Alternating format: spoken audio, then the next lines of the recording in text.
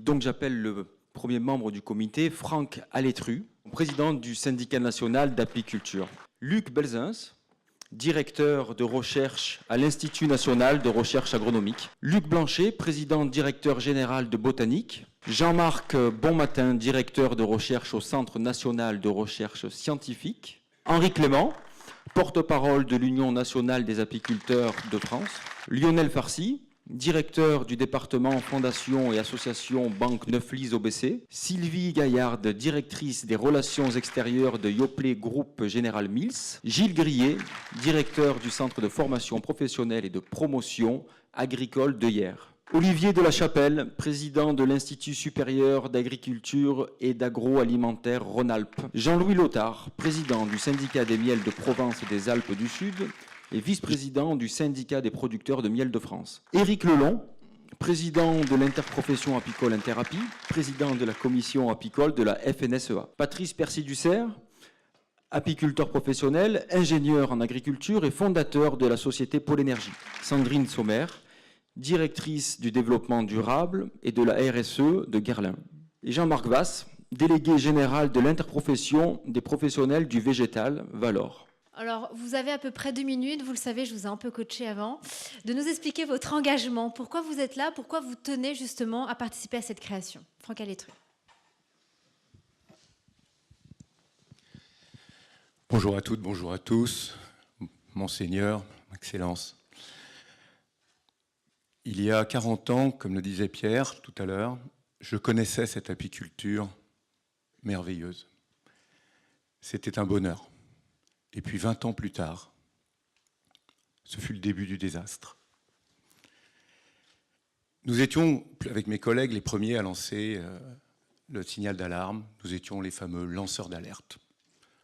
Les apiculteurs, par définition, plutôt individualistes, et pourtant éleveurs d'insectes sociaux.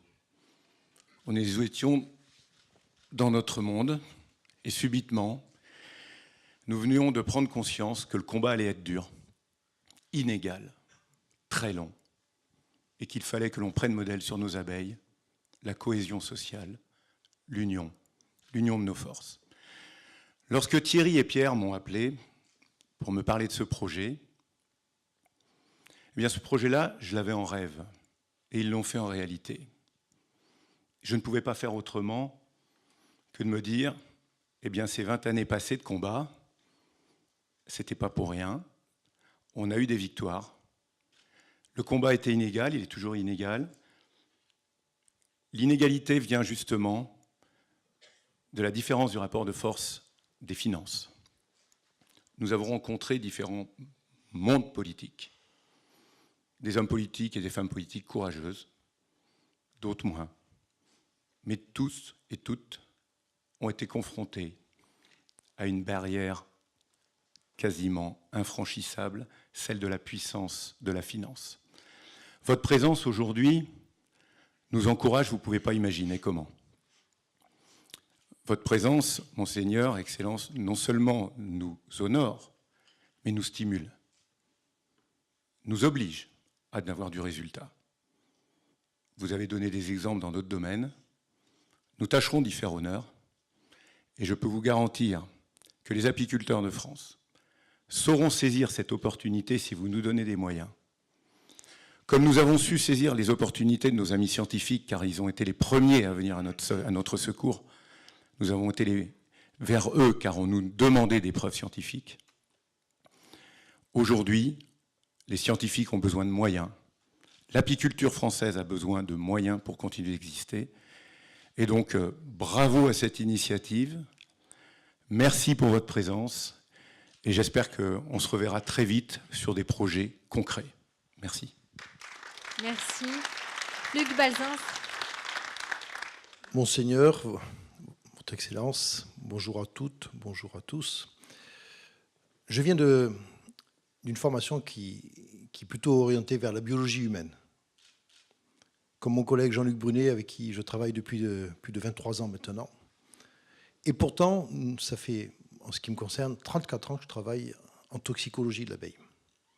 34 ans parce que les problèmes déjà, et à l'époque où j'ai commencé, apparaissait de façon assez prégnante. Et qu'est-ce qui a motivé le fait de travailler pendant toutes ces années sur l'abeille? Et pourtant, je peux vous assurer que, comme Franck Alétru le disait, le combat n'a pas toujours été égal et on a traversé des périodes plus que difficiles. Bien, c'est parce qu'on s'aperçoit tous, et c'est indéniable, que les abeilles, les abeilles domestiques, sont en déclin. Mais on voit aussi que les abeilles sauvages sont en déclin, l'ensemble des pollinisateurs est en déclin, les insectes sont en déclin, et ce déclin peut être étendu aux oiseaux, à la faune aquatique et à quasiment toutes les espèces sur la planète. Alors on peut invoquer toutes sortes de causes, on en a listé plus de 70 pour expliquer ce déclin, mais on s'aperçoit quand même qu'il y a un facteur commun, c'est la perturbation anthropique, c'est-à-dire la marque de l'être humain sur la planète. Et là, on peut parler aussi donc, de l'action des polluants, bien sûr, dont les pesticides. Et il ne faut pas s'y tromper. L'abeille et l'homme, c'est le même combat. D'abord parce que l'homme a besoin de l'abeille, a besoin des pollinisateurs et a besoin de l'ensemble de la faune sur la planète, mais aussi de la flore. Mais surtout, c'est que l'abeille va visiter des cultures que nous allons consommer. Et en général, les problèmes qu'on détecte de façon précoce chez l'abeille sont détectés de façon un petit peu plus tardive chez l'homme. Et pour vous en persuader, on s'aperçoit que quasiment toutes les pathologies sont en augmentation chez l'homme, que ce soit les maladies neurodégénératives, l'immunotoxicité, que ce soit l'autisme, que ce soit les malformations, les cancers. Toutes les pathologies sont en voie d'augmentation. On va nous dire, mais bien sûr, on vit plus vieux, c'est normal. À part que ces pathologies sont particulièrement en augmentation chez les jeunes enfants, et on va aller même plus loin, in utero. Donc pour nous, l'homme et l'abeille, c'est le même combat. Et ce qui fait que, depuis toutes ces années, bien que venant de la biologie humaine, je consacre la plus grande partie de mon activité à l'abeille. Et bien sûr, on a eu ce soutien de l'apiculture, parce que pendant, on va dire, plus de 20 ans, on a été quasiment isolés. Mais ces 20 dernières années, l'apiculture nous a beaucoup soutenus pour qu'on puisse développer des recherches avec à la fois un soutien moral, qui n'est pas un des moindres, un soutien aussi financier, et surtout de pouvoir développer des actions sur la longueur. Alors, pour moi, cette organisation qu'on est en train de célébrer aujourd'hui, vraiment, c'est un point de départ, comme il y en a eu d'autres aussi, mais pour essayer de regrouper tous les âmes de bonne volonté autour d'un même projet. Et j'espère que bien, ce projet sera fructueux dans l'avenir. Merci. Hugues Blanchet. Monseigneur, chers amis, j'ai la chance de diriger une entreprise familiale, une entreprise de jardinerie sous l'enseigne botanique, mais une entreprise familiale créée en Pays de Savoie et des familles de maraîchers horticulteurs, d'agriculteurs. Aujourd'hui, cette entreprise a été créée il y a plus de 40 ans et de ce lien fort avec la terre, on tire cette préoccupation qui est dans nos gènes, cette préoccupation de la préservation de l'environnement. Botanique a été la première enseigne, ou encore aujourd'hui la seule en France, à avoir retiré volontairement de ses rayons tous les produits pesticides et chimiques, et ce, dès 2008. Donc ça nous a paru tout naturel d'être là aujourd'hui, et je suis particulièrement fier et heureux de faire partie de ce comité dans une équipe pluridisciplinaire, à côté de scientifiques, à côté de professionnels de l'apiculture, aux côtés de Thierry, de Pierre, et de représenter le monde de l'entreprise. Une entreprise familiale, c'est une entreprise qui a la chance d'avoir une vision moyen-long terme et qui a une vision d'ancrage dans son territoire, basée sur des valeurs de respect, de loyauté. Et à partir de là, on conçoit même notre vision de développement avec une vocation politique. Politique au sens étymologique du terme, c'est-à-dire gestion de la cité et ancrage et interaction avec toutes les parties prenantes avec lesquelles notre entreprise agit. Et donc, je remercie Thierry, Pierre, je salue cette initiative. Merci Monseigneur pour votre présence et bon vent à l'UAEM. Bravo, merci. Jean-Marc Bonmatin. Monseigneur, Excellence, bonjour à tous. Je suis particulièrement honoré d'être parmi vous aujourd'hui. Alors, je suis Jean-Marc Bonmatin, je suis chercheur au CNRS et il est intéressant de voir que, au départ, je suis physicien, moi. Et puis ensuite, je m'oriente vers la chimie et puis la toxicologie et surtout, ce qui m'intéresse, c'est les mécanismes de la mort. C'est-à-dire que je suis un passionné de la mort parce que quand on sait comment ça tue, eh bien, on sait comment sauver. Et partant de là, je travaille sur des toxines de scorpions, je travaille sur tout ce qui peut tuer, et notamment les interactions avec les systèmes nerveux central, tout ce qui est neurotoxique. Et puis un jour arrive un type qui me dit « Oh, les pesticides, il me parle de pesticides. » Je regarde les molécules en tant que chimie, je dis « Waouh, on met ça dans les campagnes ?» Et l'histoire commence. L'histoire commence soutenue par les apiculteurs, puisque ce sont les premiers lanceurs d'alerte. Et je me rends vite compte qu'il y a une nécessité. Cette nécessité, c'est de rassembler les compétences. Vous l'avez compris, je suis physicien, chimiste, toxicologue, je travaille au CNRS, parce que les grands problèmes, on doit les aborder par tous les côtés.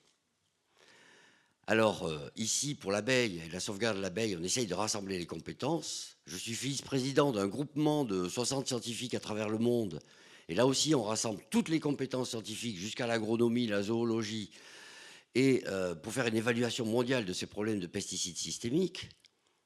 Hélas, je peux vous prédire qu'après les abeilles, les insectes, les oiseaux, puisqu'on fait partie de ce groupement qui révèle tout ça, arrivent les amphibiens et les poissons. Alors ça, c'est très pessimiste, mais moi je peux vous le dire parce que nous, les chercheurs, on a des outils qui permettent de voir les choses très précocement. Et puis la santé humaine, comme l'évoquait Luc, on travaille aussi dessus. Donc tout cela nous pousse et me motive à chaque fois participer à tout ce qui est rassemblement. Ici, on a un rassemblement particulièrement intéressant. Merci à vous deux, coprésidents, Thierry, Pierre, parce qu'on a un rassemblement de bonne volonté et de compétences. Et ça va se faire à une échelle qui n'a pas été abordée jusqu'à présent, c'est-à-dire l'Europe et la Méditerranée. Donc j'espère pouvoir contribuer à tout ça avec tous mes amis et collègues, et j'espère qu'on va pouvoir rassembler toutes ces bonnes compétences, et merci de votre présence et de votre soutien. Et vive la vie. Et vive la vie, bien sûr. Henri Clément. Monseigneur, Excellence, chers amis, comme le disait Fernand Braudel, l'Europe et la Méditerranée, c'est notre histoire. L'union, c'est la force. Alors l'union de l'apiculture pour l'Europe et la Méditerranée, c'est une nécessité, c'est une évidence pour nous. Et donc merci à Thierry, merci à Pierre de nous avoir conviés et merci Monseigneur de soutenir cette manifestation et cette union. En 2008, nous avions réussi un immense défi avec le CNDA, c'est d'organiser à Montpellier, en amont d'Apimondia, les rencontres de la Méditerranée. Et à l'époque, on avait réussi ce pari de rassembler des délégations de l'ensemble des pays qui bordaient la Méditerranée. En 2010, Monseigneur, lorsque le Monaco est devenu partenaire d'Union de l'abeille sentinelle de l'environnement, nous avons installé ensemble des ruches. C'était un magnifique moment que nous avons partagé. Et à l'issue de cette installation, nous avions évoqué la possibilité d'organiser un colloque de l'apiculture méditerranéenne. Vous aviez soutenu le projet moralement, puisque vous êtes très engagé pour soutenir l'abeille, financièrement. Mais avec le printemps arabe, avec ce qui s'est passé dans les différents pays, ce colloque n'a pas pu voir le jour. Donc aujourd'hui, vous comprendrez mon plaisir, mon bonheur, de voir cette union de la Méditerranée et de l'Europe voir le jour sur des projets qui vont concrets pour soutenir l'apiculture, parce que l'apiculture et l'abeille en ont bien besoin, tout le monde le dit. L'abeille pose des questions aujourd'hui essentielles. Quelle agriculture, quel environnement, quelle alimentation, quel lien entre l'homme et la nature. Des questions essentielles qui vont définir notre avenir sur la planète pour nous et surtout pour les générations futures, comme vous l'avez dit tous. Eh bien, bon vent à cette union et soyez assurés de notre soutien et de notre implication. Merci. Merci. Maintenant à Lionel Farcy. Monseigneur, Excellence, chers amis, je suis particulièrement fier d'avoir été sollicité donc, pour accompagner l'UAEM avec l'ensemble des membres du comité. Alors il y a toujours, dans chaque dossier, il y a toujours un volet finance, mais regardons la finance comme un moyen et non pas comme une fin en soi. J'ai la chance de pouvoir travailler au quotidien avec des philanthropes, des acteurs engagés, des entreprises dans le cadre de leur RSE, Je dis philanthrope et non pas grand philanthrope, parce que pour moi, il y a des gens engagés. La particularité en fait de ces gens-là m'amène à adresser un certain nombre de constats. Le premier d'entre eux est que de plus en plus, ils recherchent en fait de l'impact. Et à vous entendre tous, les experts dans le domaine de l'abeille, l'abeille représente un formidable projet. C'est même plus qu'un projet, puisque Monseigneur, vous l'avez souligné, Thierry et Pierre également, c'est une nécessité. Donc je souhaiterais, en fait, dans le cadre de ce projet, avec l'ensemble des membres du comité, être ce trait d'union en fait, entre la société civile et ces porteurs de projets formidables que nous allons sélectionner. Merci. Bravo. Sylvie Gaillard, une femme. Merci. Monseigneur, Excellence, chers amis, écoutez, moi je suis ravie d'être parmi vous aujourd'hui. Je dois dire qu'après toutes ces interventions, je me sens toute petite. Pourtant, je représente une grande multinationale américaine de l'agroalimentaire. Et je dois dire que vraiment face à tout ce qui a été dit aujourd'hui, je prends encore plus conscience, tous les jours, je prends encore plus conscience des enjeux qui sont les nôtres aujourd'hui. Alors moi, je suis au cœur d'un paradoxe. L'entreprise agroalimentaire aujourd'hui, elle doit toujours produire plus nécessairement pour nourrir quand même l'ensemble de la planète, parce qu'on le veuille ou non, il y a encore des gens qui aujourd'hui ne mangent pas à leur faim. On est aussi au cœur d'enjeux divers et variés, où on a des consommateurs qui sont de plus en plus exigeants, qui demandent tout et son contraire. Et on a beaucoup d'enjeux, que ce soit de santé publique, environnementaux. Et alors, moi, j'ai fait le choix, j'ai un parcours un peu atypique qui vient du politique puis agroalimentaire. J'ai fait le choix de m'engager au sein de l'entreprise, parce que je suis assez d'accord avec vous. Clairement, l'entreprise, au-delà d'ailleurs de sa responsabilité sociale, qui est clairement affichée chez nous et qui est fortement présente dans toutes les filiales du groupe General Mills, au-delà de ça, il en relève juste de la pérennité de notre entreprise, de notre business. Clairement, ça peut choquer, mais c'est une réalité. Si demain, on n'a plus de matières premières issues de l'agriculture, on ne peut plus fabriquer nos produits. C'est aussi simple que ça, on ne peut plus vendre. Donc je pense que les enjeux peuvent se réconcilier aujourd'hui. Moi, je suis particulièrement habitée par ces sujets pour ceux qui me connaissent, donc je le fais autant à titre personnel que professionnel. Mais au sein de l'entreprise, c'est juste une réalité vitale. Et il en relève de la pérennité des entreprises aujourd'hui. Donc je suis ravie d'être parmi vous aujourd'hui et plus largement de rejoindre toutes les initiatives qui sont mises en œuvre. Ce que j'aime particulièrement dans votre démarche, c'est qu'elle est très concrète, très pragmatique et que ça donne vraiment sens à ce qu'on fait, parce que j'ai envie de voir, même si la vie est courte, j'ai envie de voir la réalisation. Et on a des projets à court, moyen, long terme, mais je suis convaincue, je reste positive, que tous ensemble, on va parvenir à faire changer les choses. Merci. Merci Gilles Grillet. Monseigneur, Philippe, Pierre, merci de nous avoir conviés tous à cette belle journée. C'est vrai que pour être un acteur de presque la première heure ensemble au mois de la Garnière, donc pour avoir vu naître l'OFA, il me semble effectivement essentiel de relier beaucoup de gens entre eux, d'acteurs entre eux. On connaît, je viens du monde de la formation publique. Je suis du ministère de l'Agriculture. Donc nous formons depuis des années des professionnels. D'ailleurs, certains sont passés par notre centre de formation. Ça m'a fait plaisir de revoir Franck parmi nous. Et il me semble qu'effectivement, tous ces maillons travaillaient un petit peu indépendamment les uns des autres. Et Thierry et Pierre, vous avez eu l'opportunité de saisir de faire cette chaîne qui nous semble essentielle pour remettre en mouvement vraiment l'enjeu social, comme vous le disiez tout à l'heure. C'est vraiment un enjeu. On sent il y a un très très grand engouement de la société vers cette filière. Nous, on a vu augmenter le nombre de candidats à la formation, sauf qu'il faut leur donner des moyens. Et ces moyens, eh bien, je crois que cette union va leur permettre de réaliser qu'avec un métier, avec une professionnalisation, on peut très bien vivre de l'apiculture, mais qu'on doit avant tout être de très grands professionnels qui puissent travailler ensemble. Ça m'a fait plaisir aussi de voir des amis du Maroc aussi, avec qui on peut effectivement tisser des ponts, parce qu'on pense que depuis longtemps, ce bassin méditerranéen, c'est vraiment une culture commune, et on a à développer et à porter cette apiculture, parce que c'est un vrai enjeu de société pour notre grand bassin et pour le monde plus généralement. Merci encore de cette initiative, et on vous accompagnera au mieux dans vos projets. Merci encore. Merci Olivier de la Chapelle. Monseigneur, Excellence, cher Thierry, cher Pierre et chers amis, en charge d'une école d'ingénieurs en agronomie qui s'appelle l'ISARA, dont les pôles de compétences et d'excellence sont l'agroécologie et environnement durable et les systèmes d'alimentation durable.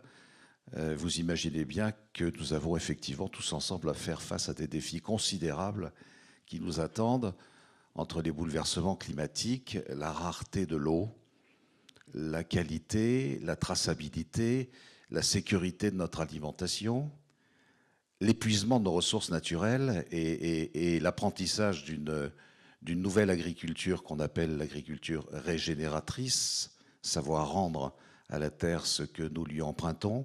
Et je pense que ça, c'est nouveau. Et je pense que ce n'est pas encore ancré, mais progressivement, donc on en prend conscience. Donc, face à tous ces défis, je me réjouis de la création, effectivement, de l'Union donc de l'apiculture de l'Europe et de la Méditerranée. Pourquoi? Parce qu'elle va contribuer, par tous ces travaux qui sont faits donc autour de l'abeille et donc de la pollinisation, très clairement, à favoriser la biodiversité indispensable et nécessaire pour la sécurité de notre alimentation. On dit qu'aujourd'hui, 80% de l'alimentation mondiale est basée sur 12 espèces variétales. On peut imaginer le danger que ça représente. Donc, au-delà du fait qu'on n'arrive déjà pas à nourrir les populations aujourd'hui, demain, ça risque d'être pire. Donc, il est évident qu'on a à agir et agir très vite et tous ensemble. Et merci Thierry, merci Pierre, de nous donner l'opportunité donc de nous réunir pour essayer d'apporter notre pierre à l'édifice. Merci. Merci Jean-Louis Letard. Oui, effectivement, merci de cette occasion de rencontre et de prise de parole. Je pense que c'est important parce que ce qui est étonnant et ce qui est rare, disons, c'est la variété, la diversité des personnalités, des milieux qui se rencontrent là, et qui sont assez peu habituels, en tout cas pour l'apiculture, qui est en tout cas mon milieu naturel. Ce qui nous est proposé, effectivement, c'est cette synergie. J'ai accepté parce qu'il me semblait qu'il pouvait être important de témoigner d'une expérience que je considère comme positive à travers deux expériences, deux parcours de vie qui sont à la fois parallèles et complémentaires. C'est premièrement sur mon exploitation apicole, puisque je suis apiculteur professionnel avec à peu près 1000 ruches, un peu plus, une équipe de salariés, on est 6 en tout, une exploitation où on a mis très haut l'exigence de qualité sur les miels, sur le cheptel, sur l'élevage, sur la sélection. Aujourd'hui, on s'intéresse beaucoup aussi à tout ce qui est résistance à varroa. Et je suis obligé de le dire, ça fonctionne. C'est une exploitation qui marche. Et je me demande encore comment, avec si peu de ruches finalement, parce que si vous divisez 1000 par 6, ça ne fait pas beaucoup, ça fait 166 ruches ou quelque chose comme ça par personne. Essayons de vivre avec 166 ruches, c'est quasiment impossible. Tous les schémas apicoles qui nous sont indiqués depuis toujours montrent qu'en gros, il faut 400 ruches pour vivre en production de miel. On ne parle pas de gelée royale, on parle de production de miel. Comment est-ce qu'on y arrive? Ça m'étonne encore moins aujourd'hui, mais enfin, en tout cas, on y arrive. Et je dirais que chaque fois que je m'interroge là-dessus, c'est parce que j'ai le sentiment qu'on a, je dis on parce que c'est une équipe, placer la barre très haut et qu'on essaye de tirer la qualité vers le haut. Donc si je peux témoigner, si je peux apporter quelque chose en termes de compétences, d'expérience, sur ce parcours professionnel, ça me semblait peut-être intéressant, surtout qu'en termes de perte de cheptel, j'entends dire des choses terribles, mais nous, on ne vit pas ça. Donc ça sera intéressant, ce n'est pas le moment de le développer, mais ça sera intéressant de comprendre ce qui se passe à ce niveau-là. Puis le deuxième parcours de vie dont je peux témoigner, c'est un engagement depuis plus de 30 ans pour le collectif, disons, en apiculture, où je me suis impliqué dans ce qu'on va appeler globalement le syndicalisme apicole, et sous une forme, en tout cas, pour ce qui est de la région, qui est très importante, qui est la défense, la gestion de l'indication géographique protégée miel de Provence, les 2 labels rouges qui lui sont rattachés, et faisant vivre ainsi, on est aujourd'hui 230 exploitations professionnelles, coopératives, professionnelles du conditionnement, professionnelles, enfin courtiers, etc. Donc ils sont regroupés au sein de cette ODG, ce syndicat des miels de Provence. Et là aussi, c'est une expérience que je considère comme positive parce que je vois bien que la dynamique est là et qu'en plaçant une fois de plus la barre très haut, en cherchant la qualité, on arrive à fédérer une filière. Et cette expérience régionale, il me semble qu'on peut peut-être en tirer aussi quelques leçons pour le reste, pour pour essayer d'élargir. Voilà. Donc si aujourd'hui ça nous met en relation avec des personnes qu'on n'a pas l'habitude de rencontrer, moi j'en suis très heureux, je vous en remercie. Voilà. Et puis on verra quelle suite on peut donner à tout ça. Merci. Éric Lelon. Bonjour à toutes et à tous. Merci de me donner la parole. Moi, je me suis engagé d'abord au sein de la FNSEA, puisque je vous ai dit que j'étais président de la commission bicole de la FNSEA, parce que je pense qu'on ne pourra pas résoudre les problèmes que l'on a sur nos cheptels si on ne travaille pas avec les agriculteurs. Il faut savoir quand même qu'une grande partie de la production de miel se fait grâce aux agriculteurs. Et je pense que sans cette capacité de travailler avec eux, on ne résoudra pas les problèmes. Et les problèmes des cheptels qui ont été évoqués, les pertes massives, elles sont réelles, bien évidemment. Elles sont multifactorielles. Il y a beaucoup de facteurs qui jouent. Les pesticides, bien sûr, sont un des gros facteurs. Mais tu l'as rappelé tout à l'heure, il y a un problème aussi avec le climat. Et nous, qui sommes en première ligne vis-à-vis de ça, nous le rencontrons tous les jours. Donc tous ces problèmes-là qui se cumulent, qui s'additionnent, font qu'à un moment donné, le bateau prend l'eau. Et il est extrêmement difficile aux apiculteurs. L'eau est polluée en plus. Et l'eau est polluée aussi, voilà, exactement, il fait bien de le rappeler. Et donc du coup, tous ces éléments-là qui se rajoutent créent énormément de problèmes. Mais moi, je veux rester optimiste, parce que si on n'est pas optimiste, on baisse les bras et on ne fait rien. Et là, aujourd'hui, on n'est pas là pour baisser les bras. Et quand je vois tous les gens qui viennent nous soutenir du domaine professionnel, et Général Mills étant là, je trouve que c'est bien effectivement qu'on ait des industriels qui soient présents et qui comprennent effectivement l'enjeu qu'il y a derrière. Et eux travaillent aussi avec des agriculteurs. Donc c'est extrêmement important que tous les maillons, quand je dis tous les maillons, ça part effectivement de l'apiculteur, de l'agriculteur, de l'industriel, tous les gens qui sont présents ici, puissent se rassembler et derrière avancer dans le même sens. Donc soyons optimistes, je pense que la partie n'est pas perdue. Il faut que le cauchemar de Pierre ne se réalise pas. Ça paraît extrêmement important. Il y a une époque, il y a quelqu'un qui avait eu un rêve, c'est ça? Si, justement. Et là, il y a un cauchemar, ça. Voilà, et bien justement, parlons de nos rêves et essayons de les réaliser. Soyons utopiques. Et je pense que là, on a des possibilités avec des chercheurs qui sont présents ici, qui ont des super projets qu'il faut aider. Et c'est grâce à vous, bien sûr, il y a les pouvoirs publics, mais on voit que bien ici, on a tous dit que ça ne suffit pas. Avec les entreprises, qu'on pourra effectivement avancer et créer quelque chose. Donc merci aux cofondateurs de cette initiative. Monseigneur, merci d'être présent ici, parce que je pense que c'est ça qui va donner la crédibilité à tout ce beau projet et à tous les projets qui seront soutenus dans l'avenir. Donc merci à tous. Merci. Patrice Percy-Ducerre. Monseigneur, Pierre, Thierry, merci beaucoup pour ce que vous faites. Voilà, j'ai été 15 ans apiculteur professionnel. Et puis, le pollen est venu à moi à un moment où j'ai eu un gros problème de santé. Et en consommant du pollen frais qui sortait de mes ruches, ça m'a redonné une force, une dynamisation extraordinaire. Et chaque fois que j'arrêtais d'en prendre, je retombais dans la fatigue à cause du problème pulmonaire que j'avais. Et ça m'a donné l'idée d'essayer sur d'autres personnes. J'ai observé le même type d'effet. Et j'ai créé la société Pôle Énergie que j'ai accompagnée pendant une vingtaine d'années, que j'ai laissée avec une vingtaine de salariés que j'ai transmises. Et investi toujours dans la recherche, j'aime beaucoup la recherche, je lis beaucoup de publications scientifiques. J'ai découvert au congrès Apimondia en Ukraine que des Ukrainiens soignaient l'asthme et les migraines en faisant dormir les gens dans des cabanes sous lesquelles il y avait 4 ruches. Les gens ouvrent des trappes grillagées et l'air chaud des ruches monte dans cette cabane. Les gens y restent 2 heures. Et la personne, l'Ukrainien qui me montrait ces cabanes, me disait « Moi j'en ai 30 et c'est plein d'un jour du début de la saison à la fin de la saison. » Puis il me dit « Mais c'est mieux que le miel, parce que le miel, on dépend du ciel. Et quand le ciel est clément, le Dieu négoce nous tond. Donc on n'a jamais de quoi vivre. Tandis que les cabanes, un asthmatique qui rentre dans la cabane, t'es sûr qu'il revient tout le temps, parce que ça le soigne. » Alors ça m'a interpellé. Il n'avait aucune explication scientifique pour ça. Et donc je me suis penché sur la chose. Donc j'ai analysé l'air qui sortait des ruches en faisant des petits montages avec des pompes d'aquarium, etc. Et une petite subvention de la région Aquitaine.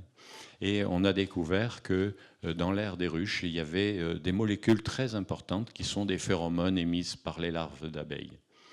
Et je suis ensuite allé voir mon ami Yves Lecomte à l'INRA, qui m'a donné un paquet de publications, puisque ça faisait 20 ans qu'il travaillait sur les molécules volatiles de la ruche. Mais comme il n'y avait pas de publication sur l'effet soignant de ces molécules, eh bien, il n'était même pas au courant que ça pouvait soigner quelque chose. Et donc, ma manière de fonctionner, c'est une manière de fonctionner dans l'interface. Je me suis spécialisé dans l'apithérapie, après avoir été apiculteur, et donc intéressé par l'apidologie, la science des abeilles. Et je navigue entre ces sciences, sans être médecin, sans être chercheur réellement, en étant chef d'entreprise tout simplement. Donc maintenant, je travaille sur l'air des ruches et j'ai un spa qui s'appelle Le Miel et l'eau et qui est dans le Lot-et-Garonne et qui a des besoins aussi de financement de recherche pour faire aboutir, pour arriver à la crédibilité pour le milieu médical de cette aire des ruches sur des pathologies aussi bizarrement différentes que les migraines et l'asthme. Je vous remercie. Merci. Waouh. On a tous envie d'aller au spa maintenant. On a tous envie d'aller au spa maintenant. Voilà. Sandrine Sommer. Monseigneur, Excellence, Thierry, Pierre, chers tous, Mesdames, Messieurs. Alors, Guerlain, nous avons la chance d'avoir 190 ans d'existence. Et quand on a un tel patrimoine, évidemment, l'ensemble des collaborateurs et le président Laurent Boileau se doit de préserver, développer et transmettre. Il se trouve que notre source d'inspiration, ce sont les matières premières naturelles qu'on va chercher partout dans le monde. Donc évidemment, préserver la biodiversité, c'est aussi capital pour nous, c'est vraiment une source d'efficacité, de productivité, de pérennité. Et bien sûr, au sein de cette biodiversité, il y a l'abeille. L'abeille, c'est vraiment une très belle histoire d'amour avec Guerlain, puisque nous avons offert l'eau de Cologne impériale à l'impératrice Eugénie en 1853, le flacon aux abeilles, ce fameux flacon qui est encore d'ailleurs un flacon iconique. Donc en fait, l'abeille, c'est notre symbole, c'est notre source de création, c'est notre source d'inspiration. Donc évidemment, on a très envie de la protéger, de la préserver, c'est capital. On fait déjà des choses, puisqu'on accompagne notamment l'association du Conservatoire de l'abeille noire d'Ouessant, cette île qui se situe à 18 km des côtes de Brest et qui est un territoire extrêmement préservé, avec pas de parasites, pas de varroa notamment. Donc on accompagne cette association, on l'accompagne juridiquement, on l'accompagne en termes de communication, on l'accompagne aussi en termes d'expertise technique avec Thierry pour aller plus loin. Et en fait, notre idée, c'est de continuer à trouver des écosystèmes à préserver, bien sûr en France, en Europe et en Méditerranée. Donc, on est ravis, vraiment, toute la société Guerlain, et je représente aussi Laurent Boileau, qui n'a pas pu être là aujourd'hui, d'être au sein de ce club. C'est d'abord et avant tout une extraordinaire aventure humaine, la preuve puisque nous sommes tous rassemblés aujourd'hui. Moi, j'adore la diversité, je suis très curieuse et je suis aussi quelqu'un de profondément optimiste et je suis sûre qu'on va agir concrètement et très rapidement. Voilà, merci. Merci Sandrine. Et pour finir, Jean-Marc Vasse. Monseigneur, Excellence, cher Thierry, cher Pierre, chers tous, Mesdames, Messieurs, ça fait 35 ans que j'accompagne les professionnels du végétal, d'abord pour former leurs collaborateurs, ensuite dans des stations d'expérimentation et d'innovation, et puis depuis une dizaine d'années dans le développement économique de la filière, alors les professionnels du végétal, les arbres, les plantes, les fleurs. Notre credo, c'est le végétal est essentiel à la vie. Mais que dire de l'abeille? Et finalement, entre l'abeille et le végétal, on pourrait, je crois, écrire une fable, tant l'un est indispensable à l'autre. Alors forcément, lorsque Benoît Ganem a répondu à l'appel de Thierry Dufresne pour s'engager à semer des fleurs, l'ensemble des professionnels du végétal a été mobilisé. Et l'année dernière, ce sont 800 professionnels engagés qui ont répondu à l'appel. Et cette année, nous dépasserons les 1000. Pourquoi? Ils le font parce que, d'abord, ça a du sens pour eux, pour le métier qu'ils exercent. Ils le font aussi vis-à-vis de leurs clients, Parce qu'aujourd'hui, nos consommateurs, nos clients sont aussi citoyens. Et le jardin qu'ils ont, c'est aussi un jardin citoyen. Alors la mobilisation pour la cause, elle est réelle, elle est essentielle à chacun d'entre eux, et nous devons, bien sûr, en faire des ambassadeurs, en faire des engagés, c'est un mot que j'aime bien, et nous aussi, nous avons décidé de nous engager. Monseigneur, vous avez cité Victor Hugo tout à l'heure, moi aussi j'avais pris, parce que je viens de Normandie, alors j'aime bien Victor Hugo, et je terminerai par ces quelques vers. J'ai pris pour joie et pour merveille de voir, dans ton pré d'onfleur, trembler au poids de l'abeille un brin de lavande de fleurs. Merci beaucoup, on peut tous les applaudir. Et vous pouvez vous lever et c'est l'heure de la photo officielle.